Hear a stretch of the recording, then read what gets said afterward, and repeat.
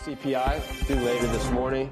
Joining us for a preview of the key inflation data, Michelle Girard, head of U.S. coverage at NatWest, as well as the CEO of NatWest Markets. Old friend. I was trying to figure out, is it 20 years, you think, Michelle? More? About, yes. Yes, Joe, or I think it's been just that long. Maybe longer, a lot longer than a lot of relationships this has lasted. When I was I read all your notes, and I got a lot out of it, but I was thinking if I were less of an expert than I am, there may be parts where I would need you to explain it a little better. So let's do that for viewers. And what I mean is, there's going to be the headline number, there's going to be the core number, there's going to be the year-over-year number, there's going to be the 3-month moving average, the 6. What numbers are you looking for that will tell us whether we're seeing continued disinflation that Chairman Powell wants? Which number is most important?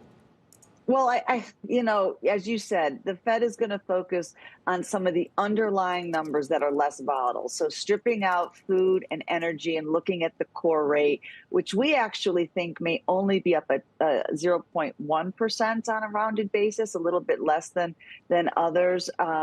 They also look at a really sub-measure services, core services, ex-rent, and that is expected to be flat. So there's a lot of different variations. I think the message will all be the same in the month-over-month prints, which is that on top of a low reading in May, we're likely to see continued low readings in June.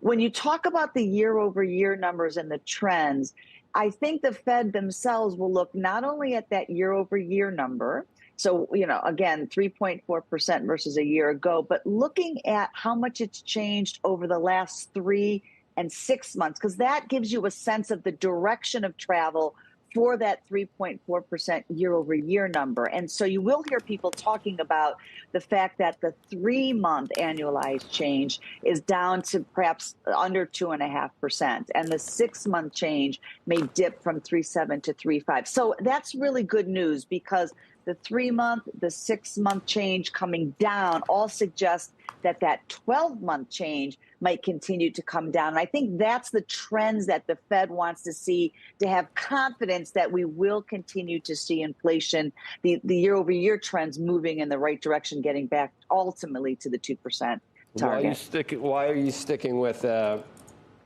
non-consensus view that it won't be till December? Well, I mean, we're not ruling out September. Certainly a lot can happen. We do think these June numbers will be lower. We're not as confident on the July and August numbers being as low as they are in June. I think the Fed is just kind of suggested they want to continue to be patient. The last thing they want to do is to cut rates and to end up fueling the economy as markets begin to price in even more rate cuts, and you end up you stall the progress on inflation. So we're not ruling out September, but we've moved back in terms of our expectations a number of times on the timing of that rate cut, because the Fed has shown such resolve in terms of really wanting to be confident. And so we moved to December, and then we're sticking with it.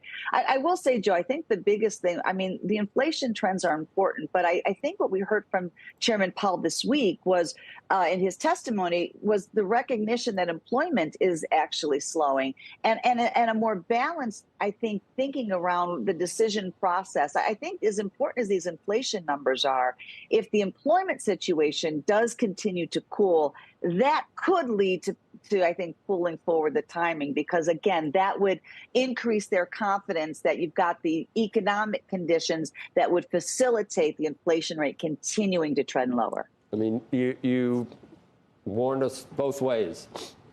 Yes. It could be that they're worried that if they did something too quickly, that they didn't have inflation all the way where they wanted it to be. But you're also saying if the labor market were to slow more quickly than we have seen so far, that could make a difference. So you just highlighted how difficult it is. Well, it is. And again, if the economy slows, then again, that worry about a reacceleration if they cut is somewhat mitigated. So that's why I'm saying that actually we've been very focused on inflation as kind of defining the timing of the rate cuts.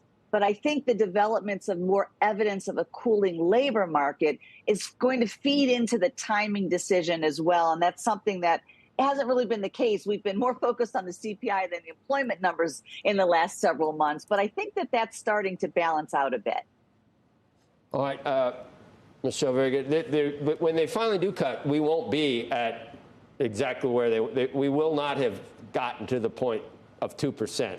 We will not be. So it's going to be in anticipation of finally getting there. But that's not moving the goalposts, though, right? That's not saying, okay, we're being, we're not being true to our mandate.